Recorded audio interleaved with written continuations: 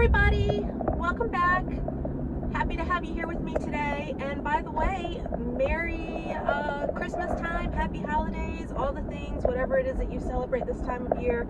I love this time of year. This is my favorite season, so sending well wishes to everybody.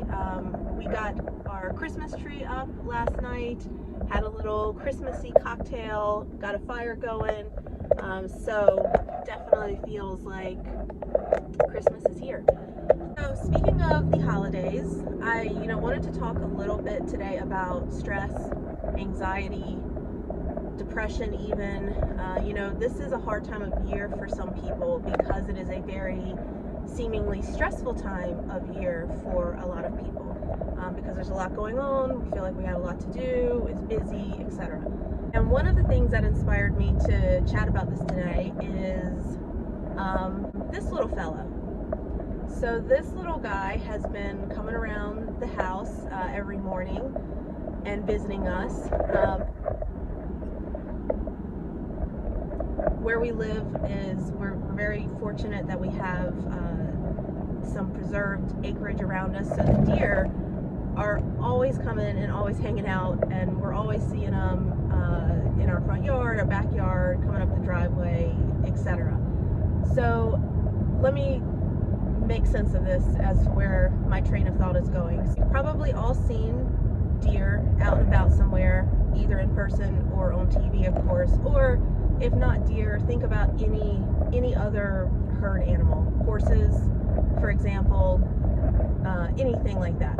So when you observe these animals, they are typically chilling and grazing and eating grass and just being and existing in the moment.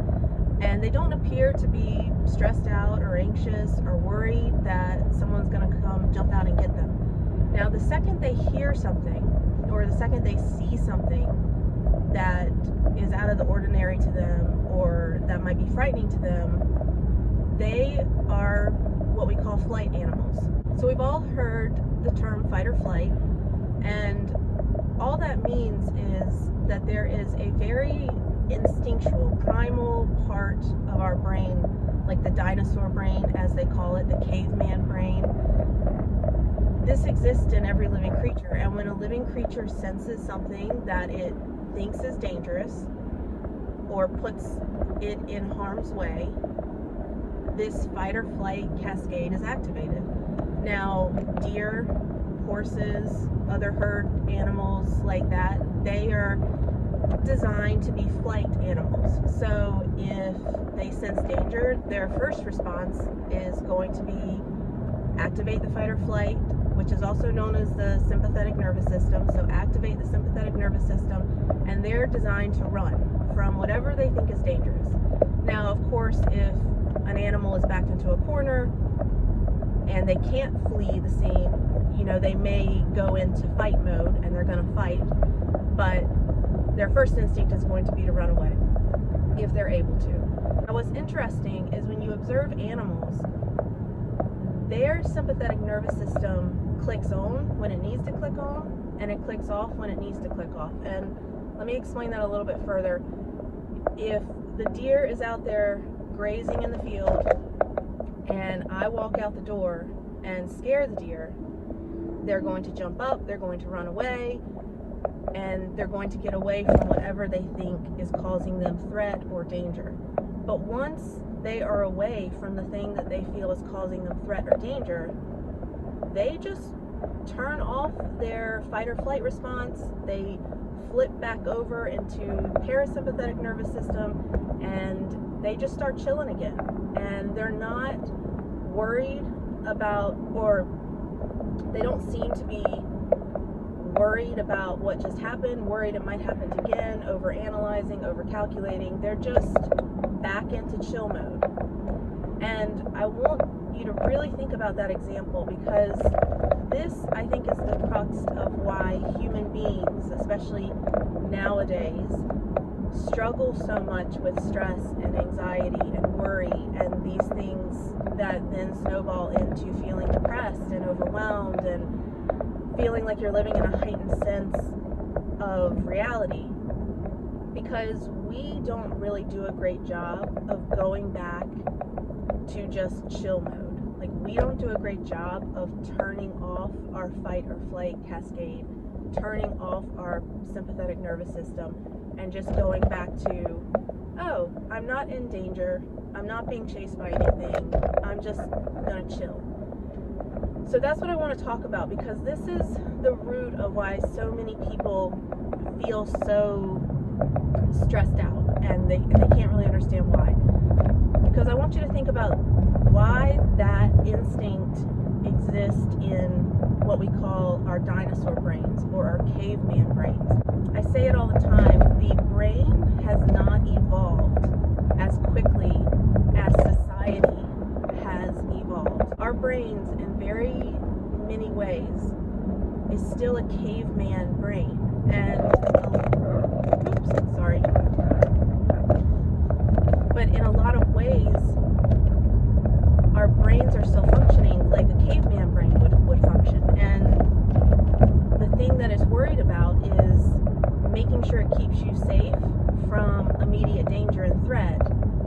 And what it thinks of when it thinks of immediate danger and threat is a tiger coming to chase you, or a coyote pack coming to attack you, or, you know, something physically threatening you. Those of us that are lucky enough to, and fortunate enough to not be in physical danger most of the time, like, we don't have a tiger chasing us to worry about. We don't have coyotes packs chasing us to worry about. We're not like the deer grazing in the field and worried that anything we hear might be, you know, something coming to get us. So for us, in the modern day world and in nowadays time, our tigers, our coyotes, our wolves that we are scared of, they're not things we can get away from, because the things that trigger our stress response, the things that trigger our sympathetic nervous system, the things that make our bodies go into that fight or flight cascade, are not things we can get away from. Instead, they are all the things in life that cause us a little angst or cause us a little stress. You know, responsibilities, financial issues, things we see on the news, things we read on the internet, being stressed out about having to get, you know, all the shopping done on your Christmas list before Christmas time comes. These things are the things that are triggering our bodies to go into fight or flight response. These are the things triggering the sympathetic nervous system. These are the things that our mind is trying to respond to the same way it would be trying to respond to a tiger chasing us in the forest. So go back to our example of the deer grazing in the field. Now imagine if there's a pack of coyotes chasing the deer. The deer is going to activate its sympathetic nervous system. It's going to go into fight or flight response. Its instinct, because it's a herd and prey animal, is going to be to flee, to activate flight response. It's going to run. Now imagine if it can't run away from the coyotes.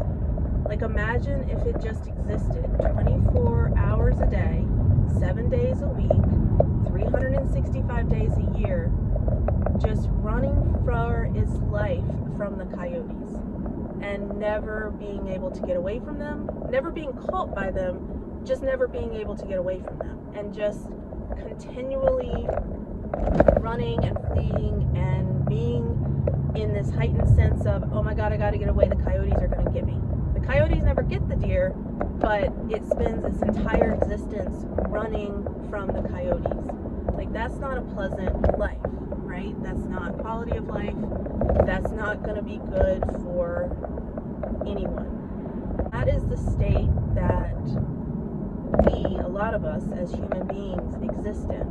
We are perpetually living like in this heightened sense of stress and worry and angst, because we can't ever get away from the equivalent of the coyotes chasing us, because the coyotes, quote unquote, for us, is all the things that you're never going to get away from. Like, you can't run away from all your responsibilities. I mean, yeah, you can maybe go on vacation for a week, but it's not getting rid of your responsibilities. Like, they're still there when you come home. You're still probably thinking about them even on vacation.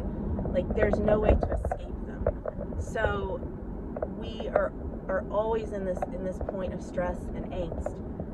And I think it's worse for us nowadays because we have such an influx of information. So every time we pick up a phone, every time we turn on the TV, like every time we talk to people, like, it's just a constant influx of information and opinions, and just an overload of more things to be worried about, or more things to think about, more things to have to like put on our to-do list to, you know, keep up with everyone else, and we compare ourselves so much more to other people because we live in this world of a constant influx of information and the phones and social media and everything else. So like, even if you think you got your life together, then you pull out your phone or you turn on the TV and you see someone who from the outside looking in seems to be doing it a lot better, and you're like, well crap, now I gotta do more. I gotta put more on my to-do list. I gotta do this and that.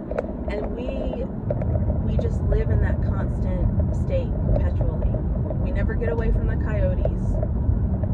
Our brain never really truly understands how to get us out of fight or flight response. So this is why I think mindfulness works so well. And hear me out. Mindfulness, and I think you can term it different things, like depending on what you're studying or who you're talking to. The term that it's called does not matter, but mindfulness, very simplistically, is just learning and practicing and trying to be better at being in the moment, living in the moment. And I want you to really think about that, and I want you to associate that with the deer example. When the deer is grazing in the field, seemingly without a care in the world, it is because that deer is right there in that moment. And that deer is in that moment just grazing on the grass and enjoying the grass. The deer is not worried about what happened 15 minutes ago when he got scared by a noise and had to run away. He's not worried about the fact that the noise might come back 30 minutes in the future.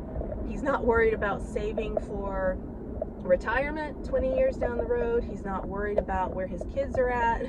He's not worried about how he's gonna pay his bills next month. He's not worried or stressing or anxious about the past or the future. He is just in that moment, and right there in that moment, everything is fine. And that is why the brain is allowed and will flip off fight or flight response and will just chill.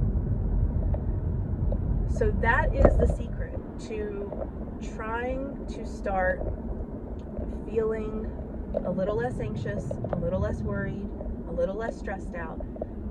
Practice mindfulness, practice perfecting. Well, you never perfect it, but try to get better at learning to live in the moment, learning to just exist right here, right where you are, right now.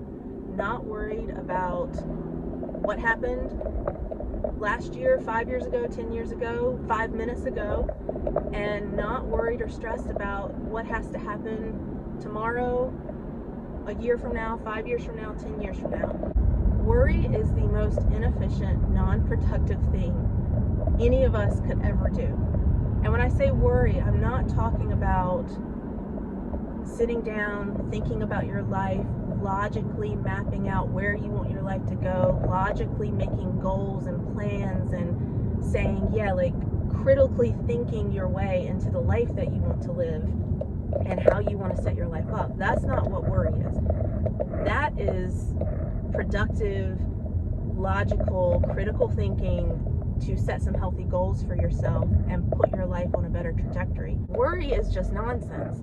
Worry is, I'm gonna let my brain completely like run wild with all the potential stuff that could happen in the future, all the potential stuff I might have to deal with, worry about. How am I gonna do it? What am I gonna do? What about this? What about that? What if this happens? What if that happens? And you don't ever actually accomplish anything productive by doing that. You're just spinning your wheels. You're putting yourself in sympathetic nervous system. You're putting yourself in fight or flight. You're going to give yourself anxiety, and you're losing the moment. This moment right here that you have right now, you're losing that to an emotion and a feeling of worry and angst when the stuff that you're worrying about may never even happen. So you're giving up your life now for things that may not even be a factor down the road. So it's a busy time of year this time of year. It's a stressful time of year. Everybody's got a lot going on. I beg of you, do yourself a favor and really think about this and really try to have an awareness of how your mind is working, what your mind is thinking about, where you are. Like, where mentally are you? Are you living in this moment? Are you enjoying this moment? Are you present in this current moment? Or are you in fight or flight response because you're thinking about all the things that are not of this moment? Life is short, and the past is the past.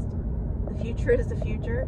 The only moment you ever really live is this one moment right here, right in front of you, that you are in right now. So if you're not allowing yourself to enjoy that moment fully, you're cheating yourself out of a lot of life. All right, so we will talk soon. Good luck to everyone practicing turning off that sympathetic nervous system and just existing right here in the moment. Just enjoy grazing on some grass for a little bit.